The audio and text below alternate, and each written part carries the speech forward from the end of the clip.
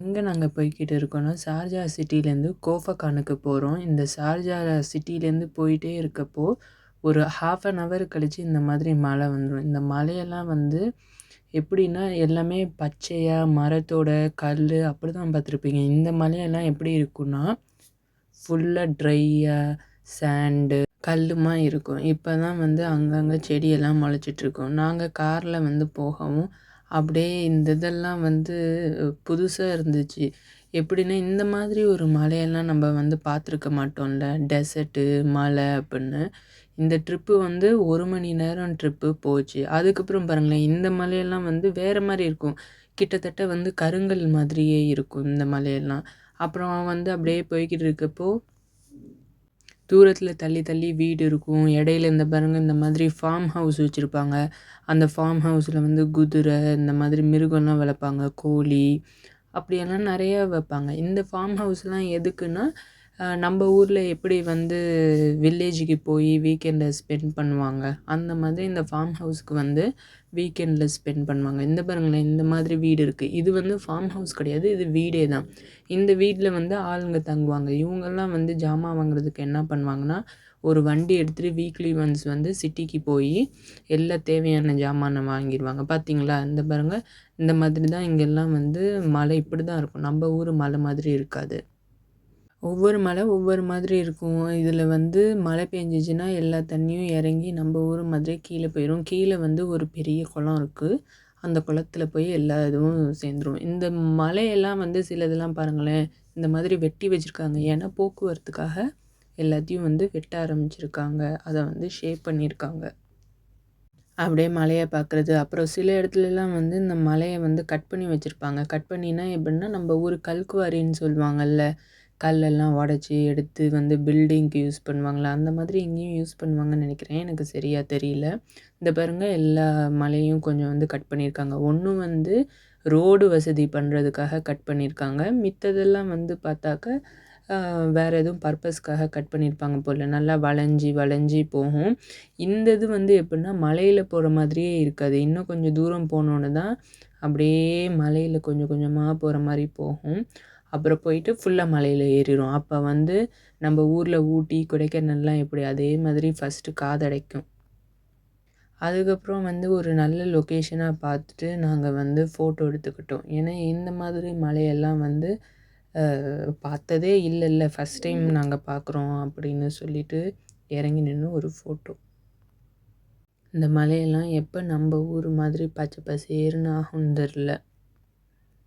நீங்கள்லாம் துபாய்க்கு வரீங்கன்னா உங்களுக்கு தெரிஞ்சிருந்துருக்கும். அப்படியே வந்து நம்ம ஓமன்லேருந்து தான் துபாய்க்கு ரீச் பண்ணுவோம். அப்போ வந்து இந்த மலையை தான் ஃப்ளைட் மேலேருந்து பார்ப்போம். பார்த்தாக்கா எம்டியாக இருக்கும். கொஞ்சம் பிளாக் கலரில் இருக்க மாதிரி இருக்கும். இந்த பாருங்கள், இந்த மாதிரி தான் இருக்கும். மரம் வந்து அங்கங்கே இப்போ தான் வளருது. செடியெல்லாம் பாருங்களேன், காஞ்சிரும். மழை பெஞ்சோடனே திரும்பி நல்லா வந்துடும். இது வந்து மலையில் வர இது கிடையாது. அந்த மலையிலேருந்து கீழே இருக்குல்ல, அந்த இடத்துல இருக்கிறது தான். மலை மேலே வந்து கருப்பாக இருக்கிறதுலாம் வந்து மேகமூட்டத்தோடது. மேகம் எங்கெல்லாம் வெயில் மறைஞ்சிருக்கோ அங்கே வந்து இந்த மாதிரி கருப்பாக இருக்குது. அப்புறம் ஒரு லொக்கேஷனை பார்த்தோன்னே இறங்கி நின்று நான் வந்து ஃபோட்டோவும் வீடியோவும் எடுத்துக்கிட்டேன். பூவை பார்த்தாவே சந்தோஷம் வந்துடும். அதனால் பூவை பிடிச்சி நோண்டிக்கிட்டு பிச்சுக்கிட்டு அந்த மாதிரி போச்சு. அதுக்கப்புறம் ஃபோட்டோ வீடியோலாம் எடுத்ததுக்கப்புறம் திரும்பி காரில் உட்காந்து ட்ராவல் போக ஆரம்பிச்சாச்சு. போகிறப்ப தான் பார்த்திங்கன்னா இந்த இடம்லாம் அண்டர் கன்ஸ்ட்ரக்ஷனில் இருக்குது. அங்கே வந்து ஒரு பிரிட்ஜ் மாதிரி கட்டுறாங்க. இந்த டனல் தான் துபாயிலே, அதாவது யுஏஇலே பெரிய டனல். நான் வந்து துபாய்னு சொல்லியிருப்பேன். இது வந்து ஷார்ஜாவில் இருக்க பிக்கஸ்ட் இது. இந்த டனல் தான் வந்து எனக்கு தெரிஞ்சு யுஏஇலே பெரிய டனல்னு நினைக்கிறேன். இந்த டனலை கிராஸ் பண்ண உடனே ஹேங்கிங் கார்டன் இருக்கும். ஹேங்கிங் கார்டன் வந்து ரொம்ப சூப்பராக இருக்கும். நீர்வீழ்ச்சி வந்து அப்படியே ஒரு ஸ்டெப்பாக கொண்டு வந்திருப்பாங்க. அதை வந்து நம்ம ஏறுறதுக்கு வந்து பார்த்திங்கன்னா கொஞ்சம் நல்லாயிருக்கும். ஏன் அப்படின்னா அந்த ஏறுறதுக்கு போகிற வழியிலெல்லாம் ஃபுல்லாக ஒரே பூவாக வச்சுருப்பாங்க. இதுதான் வந்து மெயின் என்ட்ரன்ஸ் இந்த ஹேங்கிங் கார்டனுக்கு. ஹேங்கிங் கார்டன் வந்து அவ்வளோ ஒரு ரஷ்ஷு. ஈதோட லீவில் வந்து பார்த்திங்கன்னா அவ்வளோ ரஷ்ஷு.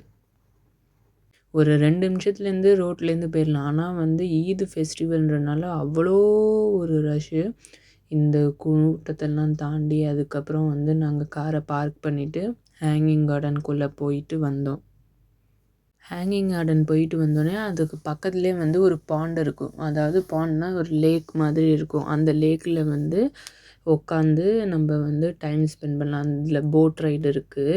அதுக்கப்புறம் வந்து இந்த ஏரியாலேயே வந்து நிறைய பேர் லஞ்ச் கொண்டு வந்து சாப்பிடுவாங்க. நாங்கள் என்ன பண்ணோன்னா அந்த அவ்வளோ பெரிய லேக்கே வந்து காரில் வந்து ஒரு ரவுண்ட் அடிச்சுட்டு வந்தோம். ஏன்னா வந்து இந்த லேக்கை வந்து ரவுண்ட் அடிக்கிறதுக்கு நடந்தோம் அப்படின்னா எப்படியும் மேக்ஸிமம் 1 ஹவர் ஆகும். பார்த்திங்களா எவ்வளோ பேர் காரெல்லாம் நிப்பாட்டி வச்சுருக்காங்க. இதோ போட் ரைடு போகிறாங்க. போட் ரைடு வந்து ஆட்டோமேட்டிக் போட் ரைடும் இருக்குது. அப்புறம் இன்னொன்று நம்ம பெடல் போட் ரைடும் இருந்துச்சு. இது கோஃபக்கான் பீச்சு. இந்த இடம் வந்து ரொம்ப நல்லாயிருக்கும். டைரெக்டாக போய் இறங்கி பீச்சில் நிற்க முடியாது. ஆனால் வந்து இந்த இடத்துல நின்று ஒரு ஃபோட்டோ எடுத்துக்கலாம். பின்னாடி வந்து UAE ஃப்ளாக் இருக்கும். இந்த இடத்துலேருந்து கிளம்பி நாங்கள் டைரெக்டாக எங்கே போகிறோம் அப்படின்னா கோஃபக்கானோட பீச்சு. அந்த பீச்சுக்கு போகிறதுக்கு முன்னாடி வந்து வாட்டர் ஃபால்ஸ் இருக்கும் தெரியுமா? கோஃபக்கான் வாட்டர் ஃபால்ஸ்னால் அது ரொம்ப ஃபேமஸ்.